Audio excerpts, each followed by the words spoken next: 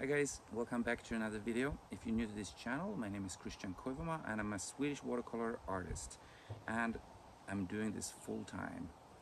So in today's video we're actually gonna do an exercise for beginners, because I'm sure that there are a lot of you guys out there that are sometimes wondering what's the difference between this really professional watercolor artist, his work or her work, compared to a beginner's. And one thing that really stands out in my opinion is the use of values.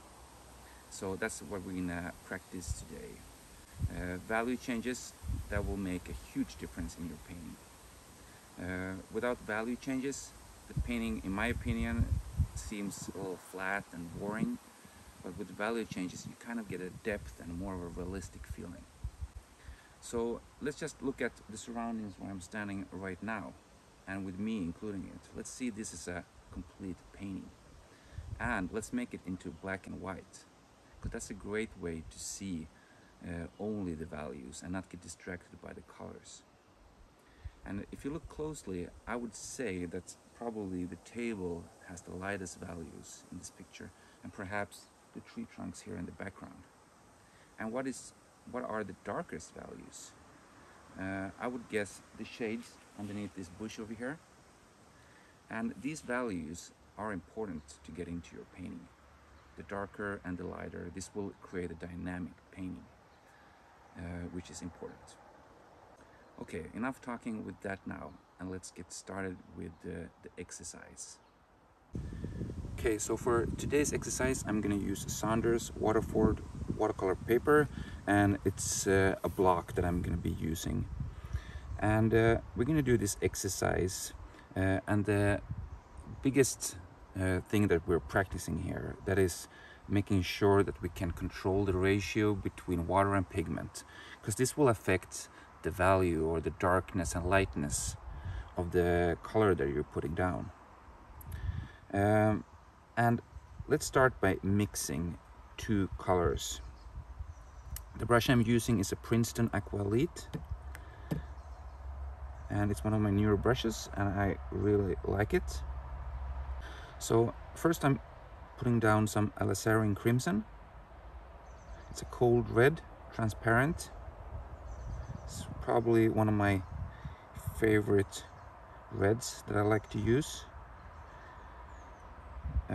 And let's mix this with some ultramarine blue. And as you can see, I'm taking a lot of pigment, because that is important. And when I'm stirring around here or moving around with the colors that I'm adding here, if you look closely, the pigment itself, it's kind of thick.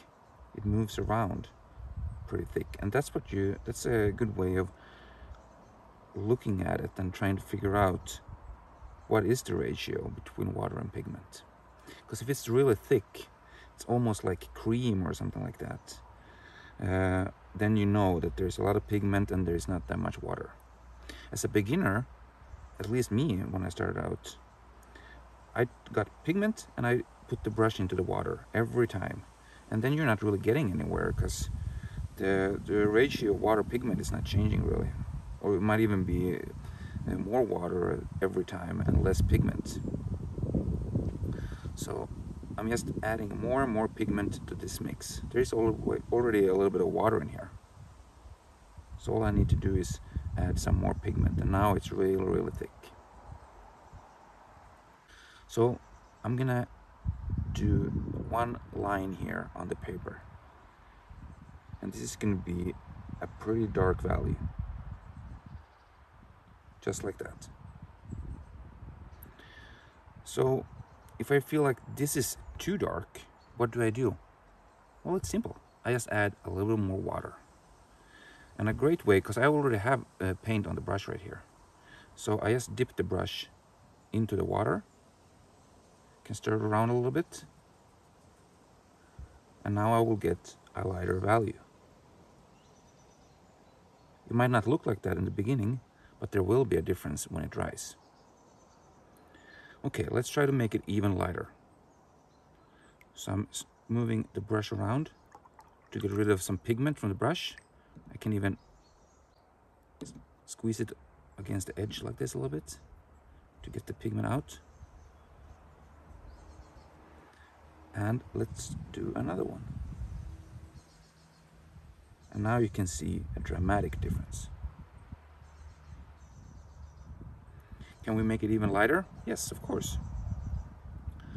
And my water, it looks pretty dirty or dark, but you don't need to worry about that because there's a lot of water in this container. And even though the water itself looks like there's more pigment than water, it's not like that. You don't have to switch waters or water every 5 minutes. Okay. This one should be even lighter.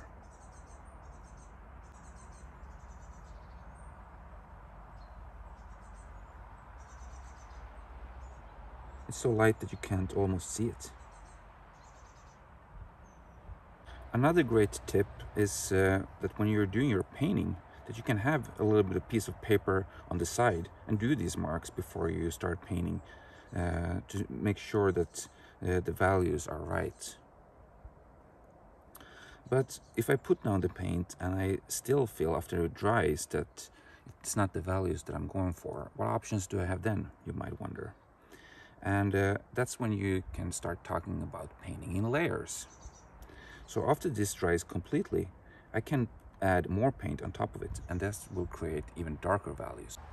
So why should I let the paint dry completely on the first layer before I add the second layer? Well, there are a few reasons. The biggest reason is that you will probably not get value changes the way you want them, because the layer underneath and the layer on top, they will kind of mingle and mix together, and they might even create some backgrounds that you don't want. But also the value changes will not be there the way you want it. So you have to make sure that it's completely dry and it's the pigment has settled into the paper before you start with the next one. While the paint is drying over here still, let's do an exercise where we paint layers on top of each other, and on purpose we don't let the paint underneath dry completely when we add the next one, just for fun. So here is my dark mix of paint. I'll do a line like this. And we're gonna wait a little bit, but we're not gonna wait until it dries completely. And then I'm gonna add the next one. Okay, so I think that was about 40 seconds maybe.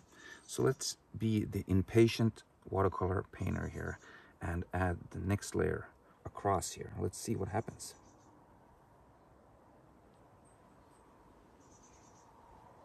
I think you can already now see that there's no change in value where these two lines intersect. And that's the whole point with adding layers, is that where the paint is going over the other paint that's underneath, there should be a change in value. And here you can see there is no change. It's almost lighter even. And the reason why it would be lighter is that when I did the stroke this way, I actually moved some of the pigments from this line over here. So I kind of lifted paint. And I've seen this in a lot of beginners watercolors, that when they're too much in a hurry, they're adding the next layer and the layer underneath is not completely dry, and the shades in the painting looks diluted and light and not the way you would want them at all. So this is a good lesson in itself. While we're waiting for the paint to completely dry here, let's look at the different lines and the paint. What is the reason for that some of these lines are brighter than the others? Well, the big difference is that these have more pigment and these have less pigment.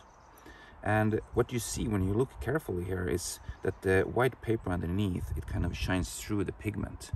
And this is what makes watercolor such a wonderful medium, because watercolor is transparent, and the transparency is what creates this interesting effect that is pretty unique for watercolor, I would say.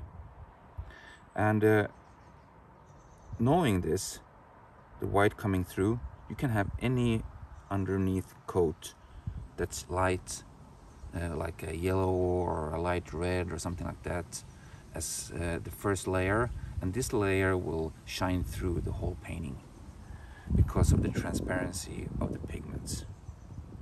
So that's something you could experiment with, putting a bright first layer down, let it dry, and then paint something over it. And this will give a completely unique and cool shine to the painting. Okay, let's see if these have dried. Yeah, they seem pretty dry to me. So let's add another layer of paint on top of it and we'll see what happens. And the first layer is going to be a thick mix of paint. So I'm going to use the same pigment as before, adding some more because I'm kind of running low here. And that's a learning experience in its own too, because when you're doing a painting, it's always better mixing more paint than you think that you would need than the other way around.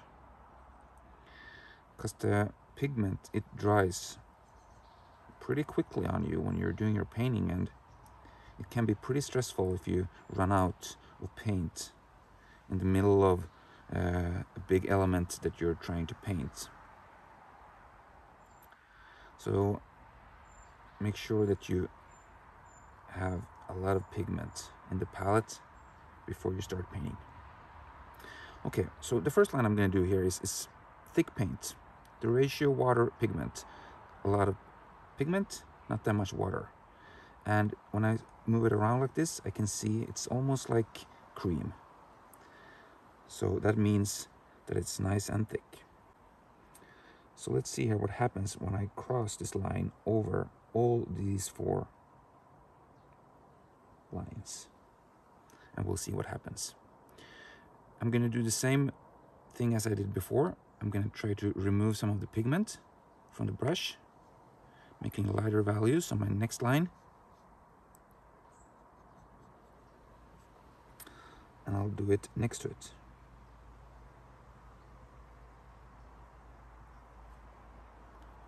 And then even lighter.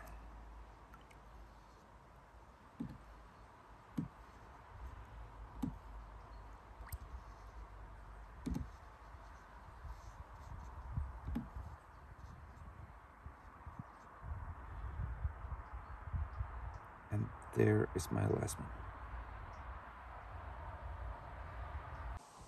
The paint is completely dry now, and it's pretty interesting looking at this and trying to analyze and see what happens here and what's going on. And there are a few things that you can learn from this. First of all, the first layer of paint needs to be completely dry. Look at this. It's definitely lighter than the surroundings. Here we did it the right way. We have darker paint here, and I added more water and gradually made it lighter. And after that dried, I put another layer of paint on top of it. And here you can see a big difference with a thick paint like this. If you compare how much darker the value is than it was before. And it makes a huge difference even in these darker lines that were here. A big difference. The second one is I would call it maybe medium in value. And this one also makes a change. Here it looks kind of weird, but here it makes a big difference. But when it comes to the darker lines, it doesn't make too much of a difference at all. So that is a learning experience as well. So if you have a darker layer underneath, then and you add a light wash on top of it, it's not going to make too much of a difference. You need to have something similar to the first one, or darker, to make a difference. And this is another evidence of that, because the last line I did here was a really light line in value. You can see the difference here, because they're both about the same. But when you come to this line here, there's no difference almost at all. And the same thing goes with these. So adding another layer, you still have to make sure that the ratio is right. You have a lot of pigment and not that much water to make a big difference in value. So I would suggest that you guys would try this at home, because this is a good experiment to do, and anyone can do it. That's it for today's video. If you liked the video and you found it useful, don't forget to press the like button. And if you are not subscribing to my channel, you're welcome to do so as well. And if you want to learn more from me and my way of painting, I welcome you to my new community on Patreon. This is a place where I share tutorials on a weekly basis, but also have an apprentice package where I can guide you on a regular basis, give you feedback on your work, and help you on your journey on becoming a better watercolor artist. So you're welcome to see me there as well. Okay guys, I'll see you in the next video. Bye bye.